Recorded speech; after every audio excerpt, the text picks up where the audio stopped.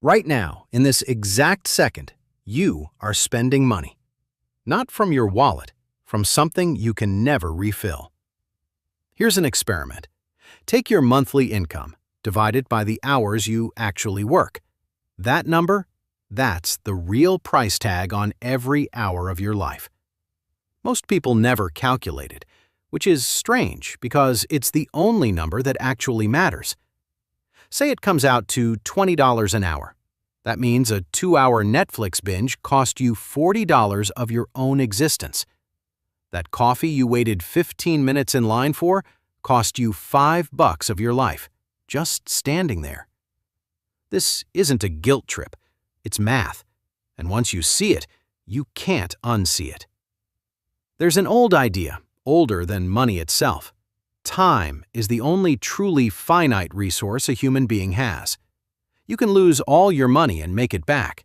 You cannot lose a Tuesday and get it back. So here's the flip. If your hours are already being spent, whether you notice or not, the real question isn't how do I make money? It's how do I make my hours worth more before I spend them? That single shift from chasing dollars to pricing your own hours is how self-made millionaires actually think.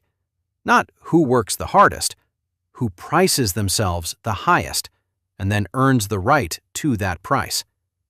Sounds simple, almost too simple. But here's what nobody tells you about turning your time into your most valuable asset.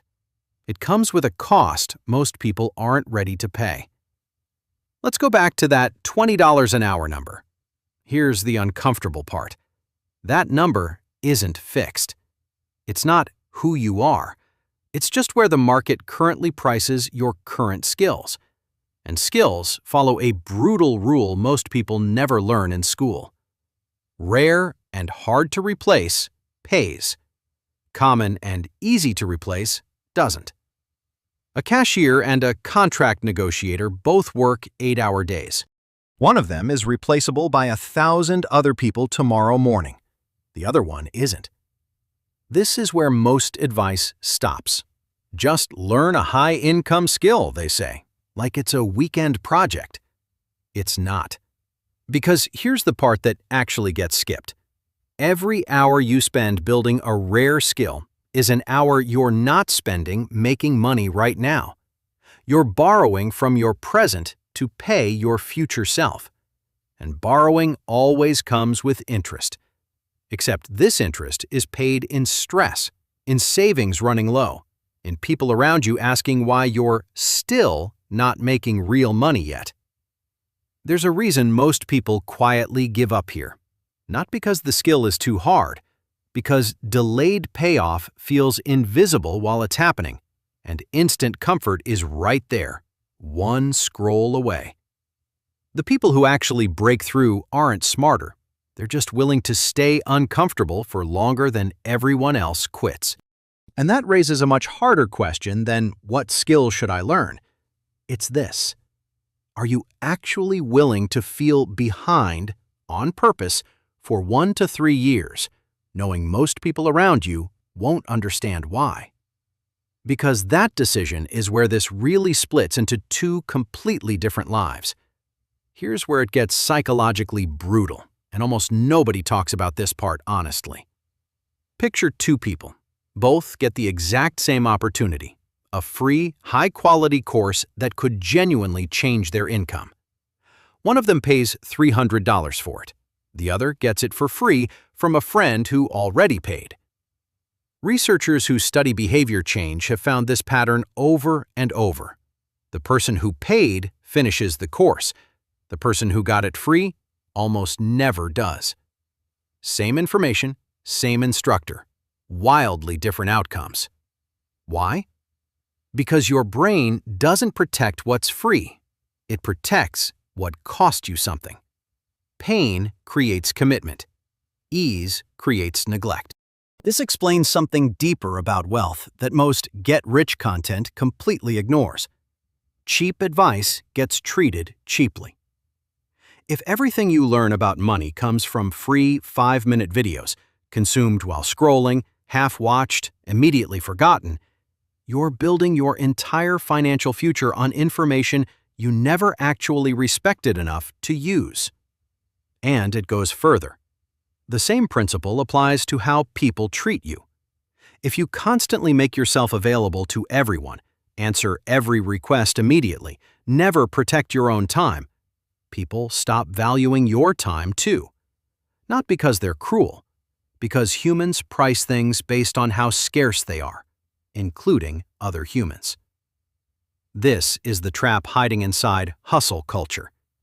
Grinding 16 hours a day while treating your own time as worthless doesn't make you valuable. It teaches everyone around you, including yourself, that your hours are cheap. And cheap hours stay cheap, no matter how many of them you work. The people who actually build wealth aren't working more hours than everyone else. They're the ones who, at some point, decided their hour was worth defending and started saying no to things beneath that price, even when it cost them opportunities in the short term. Now, here's where this stops being about money entirely and becomes something much stranger. There's a phenomenon researchers have documented in lottery winners over and over across different countries, different amounts, different decades. A shocking percentage of people who win massive sums of money end up, within 5 to 10 years, financially worse off than before they won. Not because the money vanished by accident, because a person's relationship with money, the beliefs, the habits, the sense of what they deserve and how they handle scarcity or excess doesn't automatically upgrade just because the number in their account did. Give someone who has never priced their own time correctly a sudden fortune, and they don't suddenly become someone who prices things correctly.